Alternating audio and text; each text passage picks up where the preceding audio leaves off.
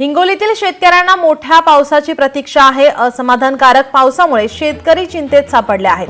हिंगोली जिल्ह्यामध्ये 79% पेरण्या पूर्ण झालेल्या आहेत। शेतकऱ्यांवर दुबार पेरणीचं संकट येण्याची शक्यता वर्तवण्यात येत आहे। राज्यातील अनेक जिल्ह्यांमध्ये चांगला पाऊस पडतोय, मात्र हिंगोली जिल्ह्यात असमाधानकारक पाऊस पडत असल्याने या ठिकाणी शेतकरी चिंतेत सापडला आहे। हिंगोली जिल्ह्यामध्ये खरीप हंगामातील 79% पेरण्या पूर्ण झाल्यात। अनेक शेतकऱ्यांना दुबार पेरणी करावी लागली। शेतकऱ्यांना आता पिके जगवण्यासाठी आणखी मोठ्या पावसाची प्रतीक्षा आहे।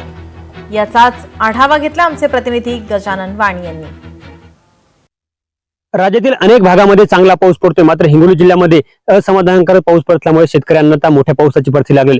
तर याचा थेट परिणाम शेतकऱ्यांच्या पिकावरती होताना पाहतोय। मी सध्या हिंगोलीच्या बघू शकता की शेतकऱ्याच्या शेतामध्ये हिंगोली जिल्ह्यामध्ये आतापर्यंत जवळपास 79% शेतकऱ्यांच्या पेरण्या पूर्ण झालेल्या आहेत। मात्र जसा पाऊस पाहिजे तसा हिंगोली जिल्ह्यामध्ये झालेला नाहीये। अनेक शेतकऱ्यांवरती दुबार पेरणीचं संकट आलेलं आहे। अनेक शेतकऱ्यांनी दुबार पेरण्या केल्या आहेत। आतापर्यंत 79% शेतकऱ्यांच्या पेरण्या झालेल्या आहेत अशी माहिती कृषी विभागाने दिलेली आहे। दुसरीकडे आपण बघू शकता की गेल्या वर्षी हिंगोली जिल्ह्यामध्ये चांगला या आता पावसाचा महिना सुरू झाला, दुसरा महिना सध्या सुरू आहे। मात्र हिंगोली जिल्ह्यामध्ये चांगला असा मोठा पाऊस झालेला नाही। अनेक ठिकाणचे धरणामध्ये देखील पाण्यासाठी वाढ झालेली आहे। त्याचबरोबर अनेक जे शहरातील नदी आहे जिल्ह्यातील पूर आला नाही। त्यामुळे शेतकऱ्यांचे आता पिके जे आहेत ते आता अशा प्रकारे चांगले आलेले आहेत। मात्र आणखी काही दिवस जर पाऊस नाही पडला तर शेतकऱ्यांची पिके ही सुकू लागलेली आहेत। अनेक शेतकऱ्यांना आता मोठ्या पावसाची प्रतीक्षा लागलेली आहे। एकीकडे बघू शकता की शेतकऱ्यांनी आता यावर्षी तूर असो, सोयाबीन असो, कापूस असो मोठ्या प्रमाणात शेतकऱ्यांनी लागवड केलेली आहे। मात्र शेतकऱ्यांना आता हे अनेक येत्या काही दिवसामध्ये पावसाची मोठी प्रतीक्षा लागलेली आहे। आणि एकीकडे बघितलं असेल की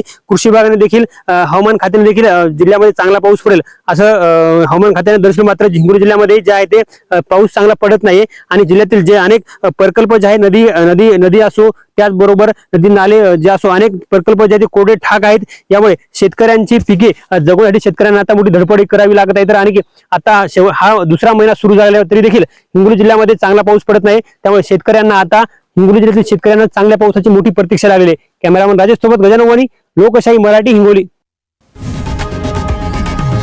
लोकशाही मराठी ऐका, पहा, जागरूक रहा।